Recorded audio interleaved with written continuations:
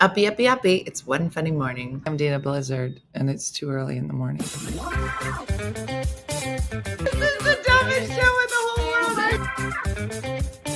From Monday to Friday. Sometimes on Saturdays. Why would you say that in front of all these people? Dean stinks. You never know what's gonna happen. That's your Dateline voice? I don't know. It wasn't good. It wasn't. It's not a chicken leg.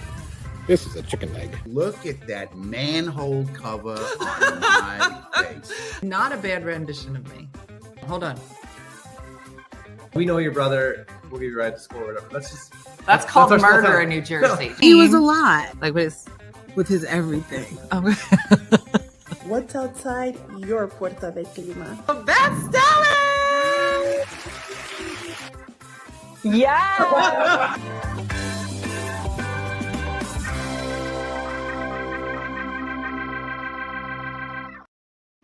Good morning, good morning. We don't have an opening video because we ran out. I'm just going to keep saying it. So good morning, everybody. Girl, it's Friday. Who needs to hear that? I think, right? Yeah, pretty sure. I'm pretty sure it is because I'm not going to do anything. It's Friday. It's Friday work day where you get dressed to go to work.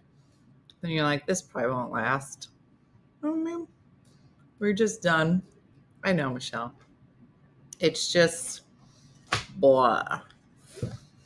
I contacted Jacqueline yesterday. Did you ever need to relay a message to your kid and you're so excited about the message? You're like, should I call? Should I FaceTime? Should I just send a picture? I decided a picture was best. So I'm going through the mail, which, by the way, half my mail's missing. If you sent me something, I don't know where it is. Although I did get Amy's, 2 Amy's. So I got your things. But in the mail, I get a card.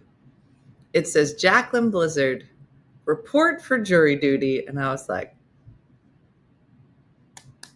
I can't wait to relay this information. So I took a picture of her jury duty card. And I was literally I just went like this. I was like, let's see how long. And there it is. Called me right back. Adi, I did. Adi, I was so excited. Brooke comes home yesterday. And I had put them in a bag up in her room. Adi sent me some flat irons for Brooke's hair because Brooke keeps taking mine, right? So I put them in a little bag that she had left down here. And I put it upstairs outside her door. And so she came home yesterday. She goes, Mom, would you mind if I straighten my hair? And I was like, oh, did you look in the bag upstairs in your room? And she was like, no. And so I said, there are 2 hair straighteners up there from a date. And she was like, what? She was so excited. So then she came downstairs at the end of the night. She was leaving late to go back to my mom's. And her hair looks so beautiful. I said, did you love it? She was like, what do you mean? I go, the 2 hair straighteners. She goes, oh, I just used yours. Okay. I said, why didn't you use the ones that were upstairs? She said, well, yours was already on the desk. This is what because I didn't plug it in, Adi. I didn't plug it in, put it on her desk, turn it on for her, and I guess hold it in the air. It was just too much. So I'm going to hide mine. And yeah. So listen, it's really fantastic. I think she actually took them to my mom's. So yeah, there's that. I should keep them in my room plugged in. Exactly. I should have plugged it in before I said it. Exactly. It's actually your fault.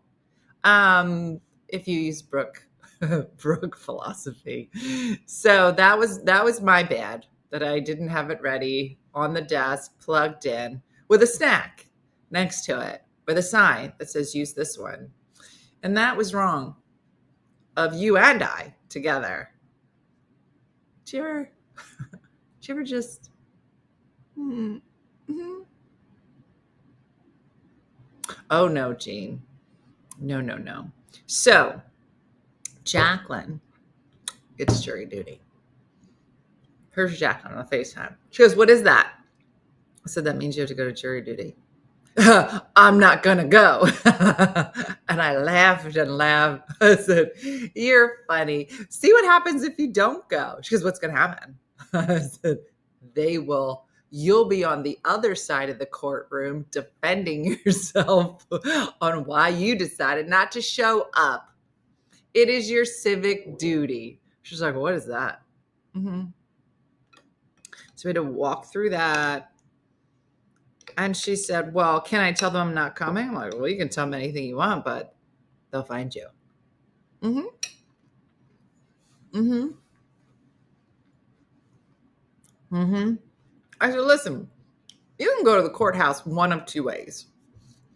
You could go as a volunteer, as a jury duty person, or you could not go as a defensive person. Yeah, exactly. She goes, well, have you ever gone? I said, I've gone. I said, I said, here are the number of scenarios. You have to be here the night before and check your number. She's like, I got a number. I said, you got a number. Half the time, they're like, your number doesn't even have to show up. I said, she goes, have you ever showed up? I go, yes. I said, I showed up twice. I think I've had to go physically and sit in a room. Now, years ago, I don't know if anybody's ever has done it lately, but years ago you could go and you could, I remember like being on my phone for most of the day. I feel like recently they were like, you can't be on your phone. Has anybody done it lately? I had jury duty months ago, just had to call every night at 7 to see if I had to report that next for that whole week. Never had to show up though. Would like to have had the experience. I served one term, but since she's no longer, they won't want her. I know, but we never really changed the address. Mm-hmm. So I don't know. And it says on there, and it says you have to serve for a term of 1 week or one trial. So does that mean she got to show up every day for a week? She's going to fill out the questionnaire first. That's new. I did see that. Yeah. It's a petite jury. I said, listen, you should be happy you didn't get called for grand jury. She's like, what's that? I said, you have clearly not watched Law and Order. I know somebody who ripped up summonses for years and there were no consequences. What? I had to call for an entire month? I was very pregnant and I went and they took one look at me and said, bye-bye. I served on a jury, didn't like determining another person's life. Yeah. I was lucky enough to get grand jury 3 months. Oh my gosh. No phone was allowed in Delaware County Courthouse. Delaware Courthouse. It was brutal. Probably has to call every day. My mom went and got picked for trial out in Riverhead. She was on it for a few weeks and even had to stay at a hotel for a night while they were deliberating. She actually loved it. Thought it was so interesting. We could not bring a cell phone in Delaware for decades. Really? Uh-huh. Yeah, no, they don't sign for it here. Yeah.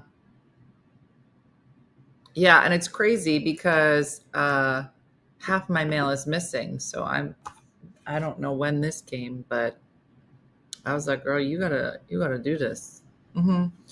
I was before they got to me. Mm-hmm. Tell them you believe everybody is guilty until proven innocent. All right. My mom served on grand jury. You had to go every day for weeks and hear evidence of nasty things. She made friends with the other jurors. Sure. I served on a double murder trial in Arkansas.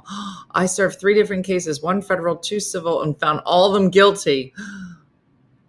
I'm in law enforcement, so I'm exempt. That's what I told her. I said, most of the time, if they started asking, like my dad was a state trooper, so Camden County makes you watch an orientation video now. What? No, you call every day. I had my phone and my tablet in the jury room, but I had to turn it off in the courtroom. Okay, that's good. I've never been on jury. I would love to. I'm ready. I watch way too much crime TV. I've always wanted to serve and never get picked. See, they should have a line and be like, who would love to do this? And then Mooney, all of you go over there. And then the rest of us will be like, I don't think I tell jokes. I will probably be like, well, this was unfortunate, but let's find the funny in it, you guys. Missy, have you ever been on a jury? I've been called out, and then I tell them my aunt killed someone and they don't want me. What? Sarge has been in law enforcement for 44 years, and she has run the grand jury. The five was on a jury for robbery. He was going to find the man innocent, and then bam, trial stopped, and he pled guilty. My husband was jury duty the end of the month. Medically excused for life for jury duty. So this says, like, if you are in law enforcement, emergency services, a teacher or a student, you don't have to serve. When I was an EMT years ago, I didn't have to serve during that time because I was doing my civic duty. When I was a newspaper reporter, they never picked me. Interesting. I got picked once and then excused during the voir dire because I was a legal assistant. Wow. Was on for a domestic case between parents and son. Yeah, I've never been picked. Been one of the people in the room that gets to leave without anything exciting happening. I love the people that did grand jury with. We all became friends by the end. I even made a cake on the last day. It was made to look like a jury room. Of course, it was Michelle Mooney. Yeah, could you imagine if I get called, like, even anytime? I'd be like, listen, I'm coming. I believe in all this. I just need to do like a morning show from just like the back corner. Is that okay? Like, I can't take that much time off from work. People get mad if I show up 5 minutes late. I've never made it out of the initial room. Yeah, I would like to serve, said Maggie. They should make a list. And then Jacqueline was like, are they even going to pay me? I said, oh, yeah, they pay you. She was like, they do? I said, I think it's $7.25 a day. Like, it wasn't even enough to buy lunch. She said, do they give you lunch? I said, nope. I told them my brother was shot in a robbery, which was true, so I was excused. I did have to serve on another jury, but for a much smaller crime. I was a witness on a trial. I did not like doing it. No, my daughter just got her letter in the mail for the first time that she has to serve on jury duty, and it has rocked her world. I had to decide how I wanted to tell her, whether it was FaceTime or a picture. So I sent the picture of the card, and she called within seconds. And she was like, what is this supposed to mean? So it was an adulting moment that secretly parents just love watching their children unpack what civil duty is and realizing that it comes with no money. And you have to sit around and wait to even get the call based on your number. So what number? I was like, girl, you got a jury number. I just love explaining adulting things to children who have seemingly no frame of reference, even though you've given them a frame of reference for, 22 years. I was like, what do you mean? I'm like, yeah, there's laws. So that was yesterday. And she is not excited at all. I was a witness in a bank robbery in federal court in Detroit. No, That doesn't sound like a good idea. In Texas, just for showing up, I got a check for $20. I don't know. Are the numbers the same everywhere? If you've been paid for jury duty, put it in the thing, because I feel like it's like $7 in New Jersey. I was a witness in a trial and I froze. Yeah, no. No, they're not learning this in government class. No. And Jacqueline won't be able to be quiet for that long, like her mother. $5? So tell me how much it is and what state are you in? Brooke says $5, but I don't know. Carmen is in Illinois. $10 in New York. Jersey is $7 a day as far as I know. Pennsylvania, $18. $7.25 in Philly. $9 in PA. Well, that's $13. Isn't that crazy that the numbers are so different based on what state you're in? That's hilarious. In Texas, $10. $5 in New Jersey, $25 in Delaware. And they don't give you lunch. It's very funny. Sent you a link to payments for all states. Michelle, how do you have this time on your hand? I don't even understand. Jury duty pay by state. This is so crazy.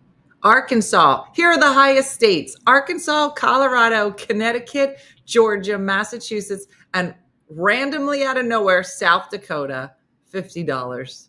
Those are your highest states. So if you're looking to turn some tricks, these are the states to do it in a civic way. Wow. That's really funny.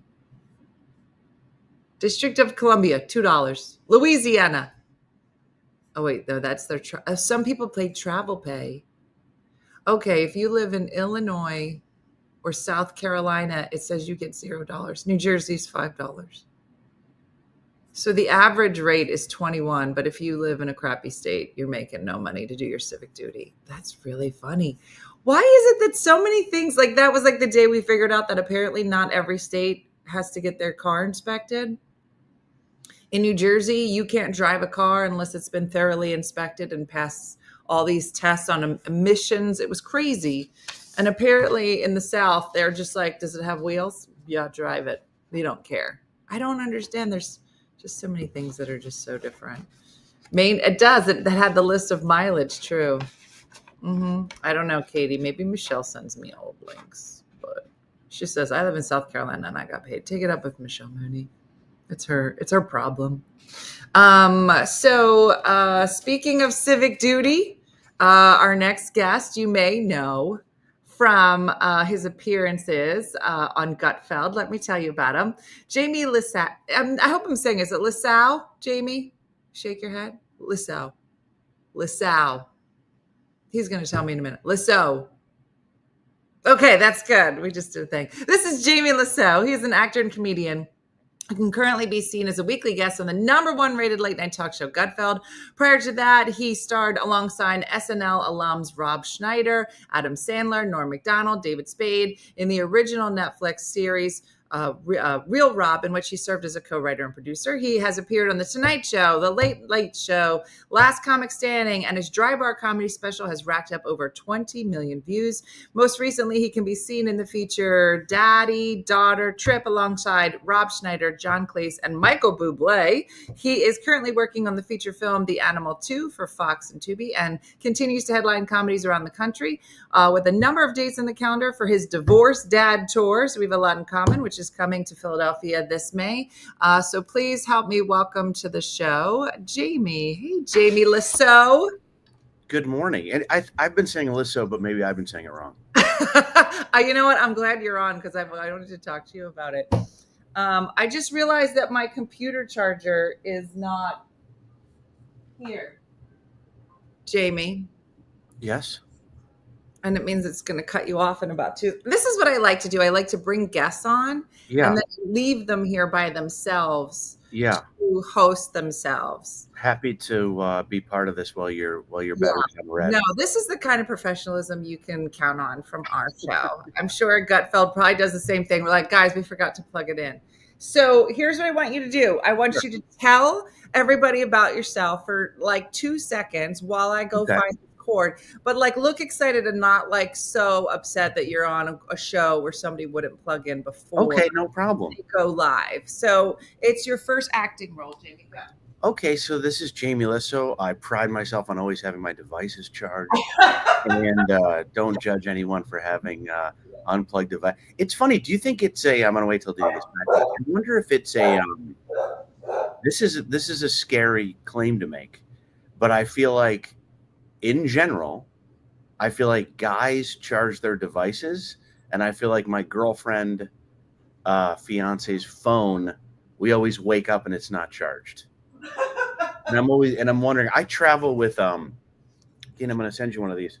This is my favorite travel charger, Road Hack. Do you have one of these? No.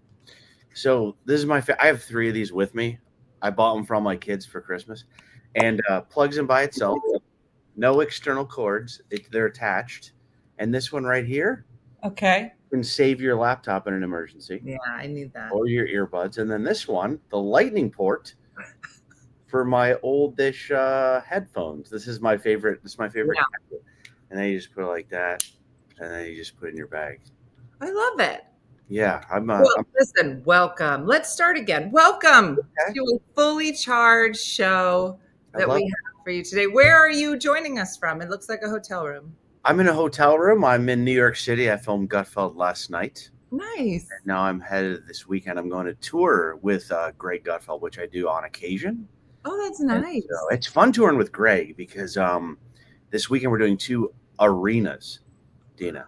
Like when I'm alone, it's always like the whatever bowling alley, whatever restaurant, back of a bar. Yeah. When I go with Greg, it's like these crazy venues. I travel on public jets.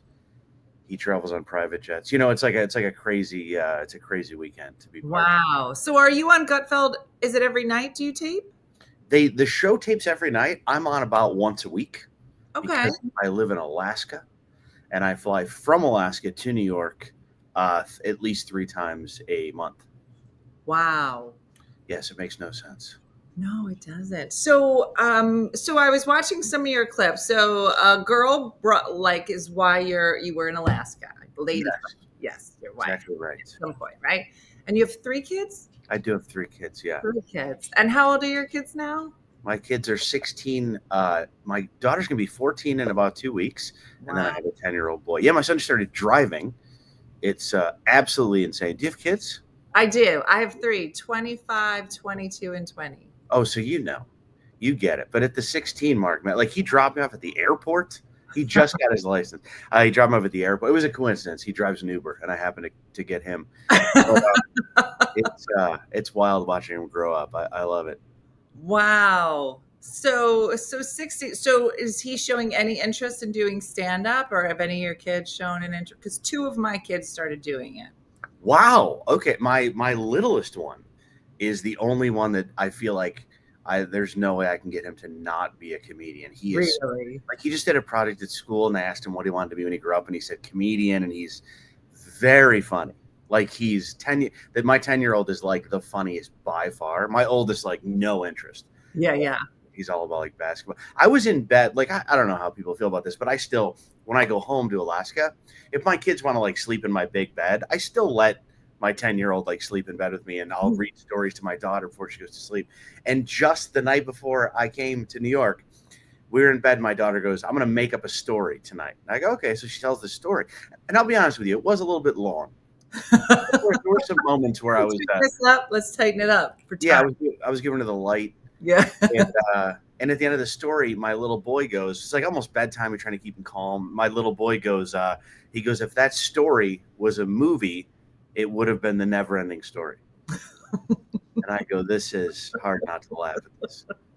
So when my kids were younger, so I have a boy and 2 girls, and my son would either be so one day, for instance, he comes in and he prided himself that he was a what is it when boys will just like jump off of buildings and then jump onto here? There's a name for it. Like parkour? Parkour. He fancied himself a parkour expert. Oh, wow. And he would try to get my daughters, who were much younger than him, to also be parkour experts. So he came in the house one day and he's all hyped up. He's like, all right, I have good news and bad news. I was like, okay, what is it? He goes, good news is Jacqueline can jump over 7 boxes. I was like, okay, what's bad news? She can't jump over 8. I think her leg is broken. She's in the garage.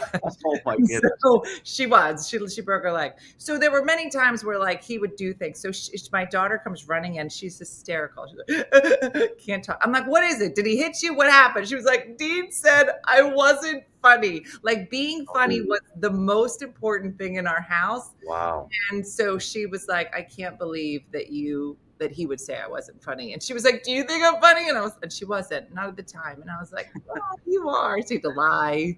And I was like, I'm like lying about the dumbest thing in the whole world. So it was funny. You know what I feel like one of the biggest indicators of someone maybe being a comedian is? I'm not even joking. I feel like it is if your factory default is comedy. So like if anything happens, whether it's serious, we just had to like give away a dog that my daughter loved very much. And I noticed that her default was to make like 10 jokes about it before actually dealing with the feelings. And I'm noticing like, I don't know if this is my fault, but I'm noticing like the default with my little boy is 100%. He's looking for that joke. Yeah. Yeah. Would you want me and my fiance talk about this all of the time. She's a doctor. And she said she would not want her kids to pursue medicine. Medicine's really tough right now. Yeah. It's really tough to get a job. It's really tough. It's really tough business right now. Yeah. Because of healthcare costs and things like that. Would you want your kid to become a comedian? Yeah, it's a big question. So I try to talk them out of it on a regular. So my daughter is living in Brooklyn with my son. They both live there. And they both done stand-up. My son is finding out that he's more of like a video actor guy. Like he's good at video production, acting. Yeah. But my daughter loves stand-up. And she'll live in a box one day on the show. And but she's funny. It's the same. She's goofy and funny, and she's a good writer. And so it's interesting to watch her. Especially, so I started in Philly, and I talked to her one day. There was a nice group of like younger women that were kind of coming up in the Philly area, which was nice. And I said to her one day, I said, how many like female headliners on there? Because when I started, there were 2. And they were really lovely to me, and they were really encouraging, and I really looked up to them. I said, how many headliners are there now? So you figure it was about 22 years apart. She's like, well, including you? I was like, yeah, sure. How many? She's like, still 2. Wow. And then there's another one. But that's it. And so I don't know if it's because the women are growing in Philly and then leaving, or there's just still not a lot of them. I'm not sure. So I think, for me, it's great to watch her kind of do her thing, and I see lots of other younger women coming up. So are there many women on GUTFELD? Yeah, it's always nice. Well, it's an interesting question because there are definitely more male comedians on GUTFELD, but there's only one of the chairs is for the comedian. So I would say the show itself is probably at least 50% female, but that will be like, we'll have like a judge on or a campaign manager from an administration. I would say it's about 50%. Like the regulars, there's one woman, Kat Timph, and one man, Tyrus, are the regulars. And then in that chair beside me, I feel like it's about 50% that it's, I feel like the most successful regulars are women on GUTFELD, like Emily Campagno, Dana Perino, Kennedy. I don't know if you remember Kennedy. Oh, yeah. He's on all the time. And so, yeah, they have a nice mix on there. And they do have some female comics, but I would say it's about maybe 70-30. Yeah. The comics, but the rest of the chairs, it's probably about 50-50. That's nice. And I love me some Joe DeVito. You must know Joe DeVito. I love Joe DeVito. It's a joke machine. He used to travel. Him and I oddly worked together a lot years ago, but I don't know if y'all ever saw his picture from when he graduated. I don't know if it was high school or 8th grade, but when we would do sets together years ago, he would travel with this big portfolio. It was like a really big, like almost like art thing, and he took his high school picture, or maybe it was his 8th grade picture, enlarged it so you could see it from however far in a show. And he showed it, and he was like, I am suing the school. I'm suing the people that took this picture. I'm suing the film that it was printed on. Like, it is the funniest picture. And he doesn't do it anymore. And it's the funniest bit ever. Wow, I gotta hit him up for that. Yeah, you got to ask him. So Joe's a joke machine. Joe, they call him the Joes. Joe Mackey and Joe DeVito are the main writers for the Gutfeld show. Yeah. If one of them is out, it's a disaster. And because they're such prolific writers. And so they asked me to write for Gutfeld. And I can't because I'm not a joke machine. When I write a joke, like I feel like if I was writing, I've done it like as a fill-in, but I cannot be a writer on that show because when I write a really good joke, Dina, I put it in my pocket. I'm not passing them. Joe DeVito's a joke machine. I only write so many jokes and I need them. I need them all. Like I don't have that many, but like Joe DeVito, he's writing 20 jokes a day. I'm writing like 3 a day. I need those jokes. I can't. Yeah. Those are valuable. You put them in the vault. They're not. No, I can't be passing them on. And I feel like that's not right to be like, oh, this one's hilarious. Let me put that one away and write you a mediocre one. Yeah. So you're right now on the divorce tour. So I also divorced about 3 years ago, and ended up writing like a whole new hour on that horrible experience. But like, how long did it take for you to find it funny? It took a minute to find it funny. I would say, I think I did get really lucky that whenever someone asked me like, what quote do I live by, or what's my favorite quote? My favorite quote and life thing is like a Marcus Aurelius, like the impediment to the way is the way, right? Like the obstacle is the way. And I'm very lucky because everyone knows me from Gutfeld as being the comedian from Alaska that got treated badly in their divorce. And I think without those painful things, I don't know if I relate to people. And I feel like that's part of what's made people come out and want to see my shows is that I've shared every part of the pain with everyone on Gutfeld. And without it, I think I might just be another guy. And so I have this gratefulness for that part of my life that was tough because I'm able to I feel like going on Gutfeld and talking shit about your ex-wife is sort of like having an argument, but she's not allowed to respond. It's sort of a wonderful thing. And I remember at some point on Gutfeld, I remember thinking it was sort of like this wonderful conundrum where I was like, she's going to hear these jokes. Yeah, I was going to say, very popular. Has she ever reached out and been like, I heard what you said? Yeah. Oh yeah. Yeah. There's actually been some big arguments where I feel like I'm pretty respectful. She got mad at me once. I think I said, we were talking about the Trump attempted assassination and they were like, oh, I don't know. There's a guy on the roof or whatever. And I did some joke, just very silly, ridiculous joke where I said I'm no stranger to coming home and finding a guy on the roof. And then I think I said, rumor has it there were 2 shooters, which maybe I shouldn't have said. You could argue I shouldn't have said that. And she got really mad at that. So sometimes she gets mad at very absurd jokes. So I try to be respectful. But the problem is even last night, we're doing these topics. And my first default is I go, man, I think I got a pretty funny ex-wife joke. So it's very hard because we were in a little bit of a thing just yesterday. And we did a story about how if you're they just came up with a study that said, if you're they said this bad habit can lead to you being a conspiracy theorist. Then you read the article and the habit is bad sleep can lead to being a conspiracy theorist. But some people think it might be reverse science, meaning maybe I stay up at night because I'm thinking about my conspiracy theory. So it could be who knows what the causality is there. Then you throw in menopause. Do you know how many conspiracy theorists there are here just because we can't sleep at night because our bodies are on fire? That's true. I just sat through a seminar on menopause that my fiance gave, so I'm actually right on topic with you. But I did a joke where I just said, very in tune with the ladies. I said when I was married, I could only sleep after sex because they were just so loud when they were doing it, and that's one of those where my social media guys, I go, let's not post that clip. Let's let that one. Let's let that one go. Okay. Yeah, but I feel like I feel like I'm pretty respectful. How did you meet your fiance? I was doing a show in Fairbanks, Alaska, 25 years ago. They used to do a comedy run up there. Okay. And I did in her her parents were the owners of one of the venues. Wait, is this your fiance or this is your ex-wife? Sorry, who did you ask I about? asked about your fiance. I'm so glad you did. I apologize. I answered because it's almost like my old hour is about the ex-wife and my new hour is about the fiance. So I'm fiance.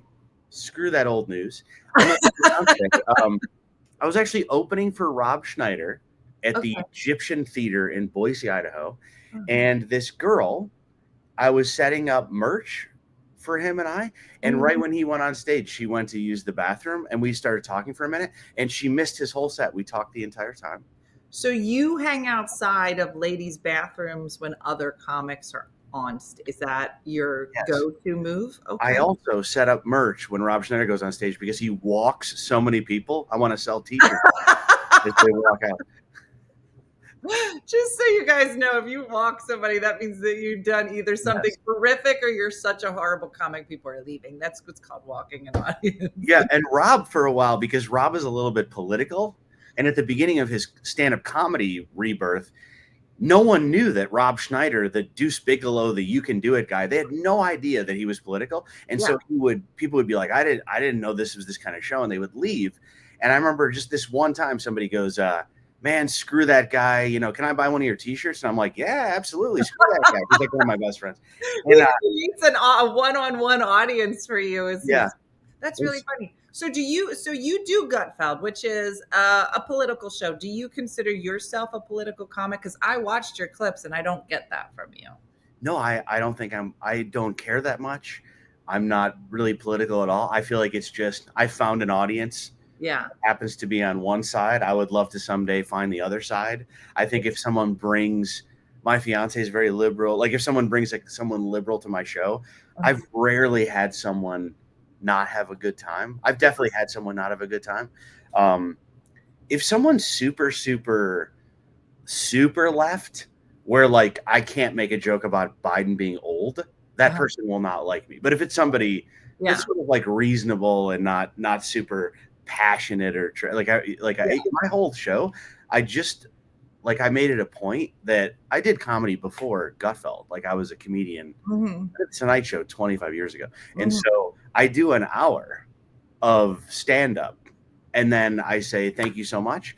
And then after that, I do a little bit for the people that watch me on the show. So like behind the scenes, a little bit of poking fun at this guy or that guy, but I do an hour. So that way I tell them, if you want to walk out now, I've contractually fulfilled my obligation, and like everything from here, you got your. If you're not interested in the end of this, like no worries. But it is interesting what you're saying about Rob, and I think it happened a lot. You know, in the last 4 years, there are a lot of people who you didn't know what their political standings were, and then they came out, and everybody's got to do what they got to do.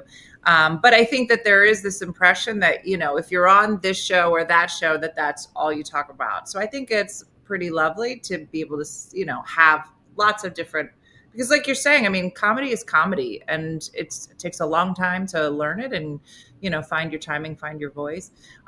So let me ask you this: is it hard for you? Because I say this all the time, the guy that I'm dating and living with, he's a lot smarter than me. Is it hard for you to date somebody who's a lot smarter than you? And I'm only guessing she is because she's a doctor. No, she definitely is. I love it so much. It's my favorite thing. She just recently started, she switched completely to telemedicine, and she tours with me like almost all of the time. And so, but yeah, sometimes I'm like, she'll be doing telemedicine or something, or calling in a prescription. And I'm just mesmerized at how few of the words I understand. Like it's really fun to, she's very smart, but she puts it through like a filter so that I can understand. Dumps it down. Like she's very careful to go, your epidermis, I mean your skin. Like she's very good at sort of like dumbing it down, and did you guys meet on Bumble or something? How did you meet? We met at the Rob Schneider show. She stepped out outside the bathroom and we met, and then, but it's funny, she was we talked for like an hour and she never went back in, but she was married. She was with her husband at the show. I had a girlfriend, but we just like had a nice talk, and she was on TikTok at the time. She was like a doctor that had a lot of success on TikTok, like a few videos, like millions of views. And so she goes, you should set up a TikTok account. I'm like, I don't know what that is. And so she set it up for me. We made a video together. And she said, oh, this is like a funny comedian. She put it on TikTok. And then I think it was like, it was one of these things, though, where I had like a moment when I met her where I was like, not even an attraction, more of like I feel like this person I'm supposed to like is supposed to be in my life. I had like a very bizarre feeling where I was like, I felt like I would know her and be friends with her. And we didn't talk for months. And then I think one day, like a few months later, I asked her like a TikTok question on reached out on the slid into the DMs, you know? Yeah. And I was single. I broke up with my girlfriend. I was single. And I remember she wrote back and she said something about, hey, maybe this is too much information, but you know, I was actually going through a divorce when I met you. Like I had no idea that they were like almost in Splitsville. And then we texted for 14 months before meeting. And we talked on the phone every day, sometimes for, I think our record was like 7 hours on the phone. We talked to each other all day long, put in earbuds. I talked about, this is a really sappy story, but it's beautiful. Here's something kind of cool. I believe in a lot of like synchronistic universal stuff. So I was Rob Schneider's opener when she saw me. We talked forever. We knew there was like some connection. And then after GUTFELD, I start doing GUTFELD. I wasn't doing it when I met her. And start doing it. And you as a comedian, you sometimes want to go from comedy clubs to theaters. Like that's one advancing a tier of. So they go, hey, we think you're ready to do theaters now. And I'm like, oh, that's exciting, you know? And they go, we'll figure out where the first one is. And they go, hey, we got your first theater. I go, amazing. And it's the Egyptian Theater in Boise was my first theater, the theater where I opened for Rob and met her. And it was my first theater. And I sold it out. And she sat in the same seat that she was in. And she brought her husband. I'm just kidding. We met at the bathroom. I waited for her outside the ladies' room. She missed my whole set. She talked to the opener. We were selling merch. But it was really cool. That's awesome. So you're engaged now. Like, is that hard for you to think about getting married again? There's a lot of people that are, divorced. I don't know if you know this term, gray divorce, but they're divorced. Any divorce that happens over 50. So I was, I guess, 48 when I filed, 49. But yeah, so they're saying that the rate, how when we were younger, the rate of divorce was 50%, right? Half the people. Yeah. It's actually gone down. It's 40% of people are divorcing now, 60% are staying together. So overall, the rates of divorce are better. But unless it's 50 plus, those rates of divorce are up 3 times the amount that they were like in 1990 or something. And the rates of divorce of women filing have skyrocketed, where I guess in the past, and they say it's, a lot of it is women are more educated, financially stable. Sure. So, were you nervous about getting engaged again and, marriage? Like, did you have hesitation about it or? Yeah. So I've never physically born a child, like I've witnessed it, but I feel like it's similar to childbirth. And I've noticed where I remember my ex-wife, right after she has her first baby, she's like, I am never doing that again. There's no way. And then a couple weeks later, she's like, maybe we should have one more baby. I feel like it's the thing. I signed off of it completely and said, there's no way I'll ever get married again. When I met my fiance, we started dating and we knew that we had sort of found the person. We both felt like, oh, wow, we've been waiting for this person. And we made an agreement. Let's never get married. Let's just decide we don't need that. It's ridiculous. We don't need anybody. And then a year later, I was like, I would like to marry you. And she was like, yeah, me too. I want to. We just, it was just a thing that happened. But I was 100% against it. And then we just sort of want to, I feel like there's something about marriage where you're sort of saying, I'm all in the sense of there's one more security level of I'm in this. I want to make it a little harder to we're both it's sort of a show of your commitment. Yeah. It's the ultimate commitment. And so we're doing it. And then we were like, oh, we'll just do a ceremony and we won't get legally married. And then we're like, let's get legally married. We just just keeps going up a rung. Let's do it outside of a bathroom. Yeah. Just to bring back that fun. And how about, does she have kids? I know you have 3. Does she have kids? Yeah, she has 2 kids. Okay. All the kids get along. It's like a dream. My kids love her. Her kids are cool with me. It's like, yeah. Yeah. Well, that's all, then I feel like the new things. And and so did you ever do dating apps? Because you haven't said the word dating app, which is like a curse word. They're hard. I never met a girl on a dating app. I met, I do feel like comedians might have a little bit of an advantage in the sense of meeting so many new people. No, So like, we don't. I come across very badly on a dating app. I could never, if you told me you're only allowed to meet women at like a dance club or on a dating app, I would be alone talking to you. These are not my, I could meet women. You go to dance clubs often? I feel like just the term dance club just proved that you're 50. Yeah, I'm more of a supper club type of person now, but my ultimate, like this girl that is my fiance, I think the only reason I'm with her is because if you say you versus whoever, and you're going to text someone for 14 months, I'm going to win that. I'm going to win that one. I feel like I'm like long term, I need like that. I'm not good at like the first date. I hear you. No, but, so you never did like the blind date app thing. It's awful. I tried. Let me put it this way. Yeah. Do you have any pictures of you holding a fish?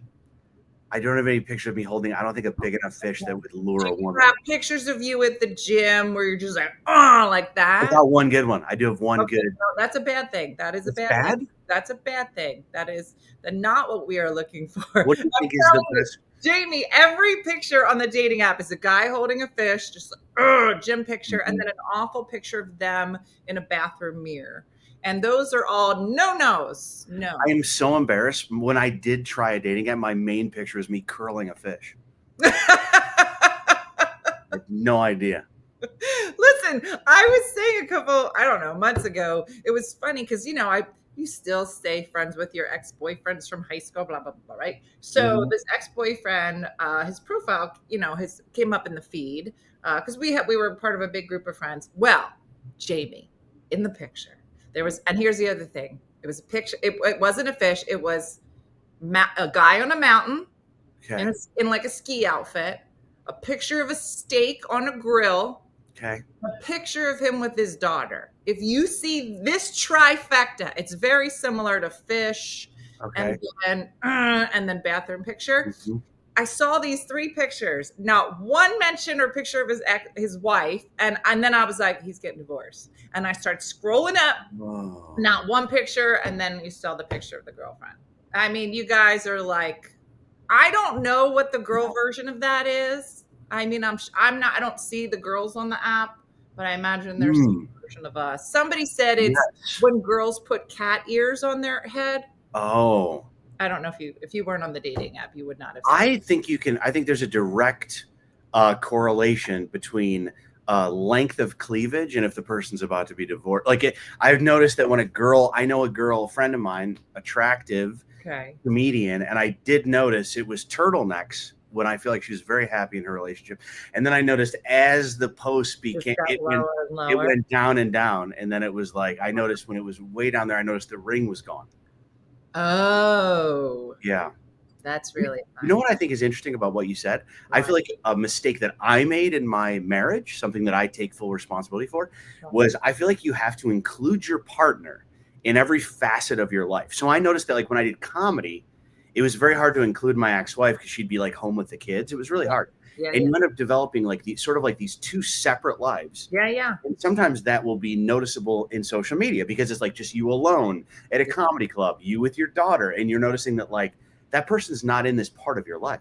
So that was one thing I consciously did was when I was married, everything that happened to me in comedy was bad for my marriage. So like I remember when I got my Netflix TV show, I remember getting the call that we got season 2 on Netflix. Really big deal because we were like a Netflix original. I was like super excited. And I remember I was so excited when I got the call that it was happening. And then I remember having this emotion of like, I'm almost scared to tell my wife because I'm going to be gone for 3 months. She's not going to really understand. And so with my current fiance, she's so dialed in. We are so like in each other's corner that like when I told her I was doing arenas with Gutfeld this weekend. Mm-hmm. She's coming. Like, I'm going to see her in 2 hours. Like, we're going to meet in Indianapolis, because I feel like you sort of have to fold that person into, and you have to be part of what excites them. You almost have to be like, you can't be sad when they're excited and excited when they're sad. You have to be on the same page. Yeah, it was funny. I remember like I was doing stand up. I was traveling a lot, but I was also like doing a lot of corporate work. And so, but I was a stay at home mom, and then I would go and do corporate work. And so I was home with the kids all the time. I never felt guilty when I would leave random, like 1 or 2 like weekends of a month. I'm like, I go nowhere. Like, this is my job. But I would feel so guilty because I'd be like, yeah, I'm in Miami at the Intercontinental, right? And I was so excited to be like, oh my gosh, and they just treated me to a spa day, and now Did you find yourself holding it back? Yeah, and then the response was never, hey, you deserve that. It's like, well, I have all 3 kids and we're going here. Right. I was a stay away from home dad. And but yeah, I think you need it. And that person really is out. Like, I remember I even have trouble with my fiance sometimes where I forget that she's different. And she'll be like, what are you doing today? And I'll go, I don't know. And she'll go, you should do something. Like, I forget that I can tell her how nice the hotel is, and she'll be happy for me. Like, sometimes I find myself playing it down because you sort of have that trauma from back then when you weren't allowed to say when you were happy or whatever. So Jill just said, what is the divorce rate among comics? I wonder if it's higher than others because of this. It's 100%. It's no, I'm just kidding. I don't know. I don't know. I will say there were probably 3 or 4 comics that were divorcing the same time I was during the pandemic. But I don't think it's any different than. I will say that I think it's really difficult to date as a comedian. So like, I made the mistake, Jamie, of putting on the dating app that I was a comedian. Huge mistake. Really? And because then people started. Just one guy I had been texting with and talking to, I thought it was going well, but he just refused to meet. So he was just following me on social media. And he was like, hey, how was your day doing X? And I'm like, I hadn't told him what I did. Oh, wow. So like, how do you know what I'm doing? Stalky, a little bit So stalky. it wasn't good. So then I started lying. Like, just telling people that I had other jobs. But then eventually that was found out. So. I feel like with comedians, I think it's very hard if a person becomes a comedian after they're in the relationship. Yeah. I think is 100% of my friends that became comedians are all divorced. Yeah. But I think if you're a comedian, you know the deal going in. It's very hard to go, hey, I'm going to leave my corporate job and make $0 for the next 3 years. That's a hard thing to support. Yeah. I wouldn't be surprised if it's a little higher. I don't know. Yeah. Yeah. But it was funny too, because comics, I've met fantastic people, guys who are fantastic people. And I've met guys who I think are funny, but I'm like, you should not be around people. You know what I mean? You're just like, But I would see them on the app. I would see guy comics on the app. And I was like, he looks normal here. This is not good. Not good. Cause I know him. And I was like, wait. But I'm sure maybe they were saying this. They were like, I saw Dina on here and she's a crazy nut job. So, could go both ways. So haven't you also met guy comedians? I feel like it's mostly guys. I feel like there's 2 different types. I know some comedians where I think they do comedy in part to sort of party and meet women. And then I feel like there's other people. I am so like, if all it takes is like Erica's my fiance, all it took is her. She knew me very well after texting for 14 months, right? I feel like she's a doctor. She's very attractive. I was scared to ask her out because I didn't think she'd ever say yes. I thought we would just be friends to the point where I was never going to ask her out. She flew to Denver and didn't tell me she was coming in order to meet me for the first time. Like surprised me and showed up. And I remember when we ended up, she ended up coming back. I had like a big apartment at this place. And we were going to like eat dinner at my place. Like she surprised me and she came back. And it was so funny because I said, could you wait down here while I just go up to the condo for a minute? Can you give me like 15 minutes? And I think she knew very well that I was not hiding a woman. I was hiding takeout containers. I feel like just spending one weekend on the road with me, you know the kind of guy I am, that I'm like, I can't remember the last time Yeah. I went out drinking with the staff, or like I come home and I edit videos and I'm in pajamas. Like I'll be in pajamas like in the Uber on the way to the hotel. You're just Like the most. Yeah, I feel like but there's two types of guys. I feel like some of those guys, you yeah. get tempted by things and you put yourself in bad situations, and I'm just not. Okay. Yeah, no, there's definitely a lot that happens in green rooms, and you're just like, I'm gonna pretend you didn't say that, or you're not. Yeah. Okay. So I remember when I realized I had matured, I was actually single. And that day I had gone shopping and I went to Lululemon and I bought the softest pair of pants. I was so excited. I bought these really comfortable pants. And I was thinking about them all day. And I do the show and I'm at the merch table and there's a girl who's like definitely hitting on me. Okay. She's like, what hotel did they put you guys up at? What do you guys do after the show? I go, okay, this is like, and I realized as she was talking, almost her words were like going into the background. And I was just picturing myself putting on those comfortable pants. And I was like, this is how old I am. After a show, my goal is to just get into my own pants. That's my goal. So how old were you when this happened? This was like about a year after my divorce, where I realized that I was sort of like not interested in dating anyone. In your late 40s is when you grew up. Is that what you're saying? Late 40s, I think so. So ladies, if you're watching, there's still hope. There's still hope. Find a fella with really soft pants in his late 40s, and that is now your target. Yeah, I'm at this age where sometimes I change at about 7 p.m. I change out of comfortable pants and put on very comfortable pants.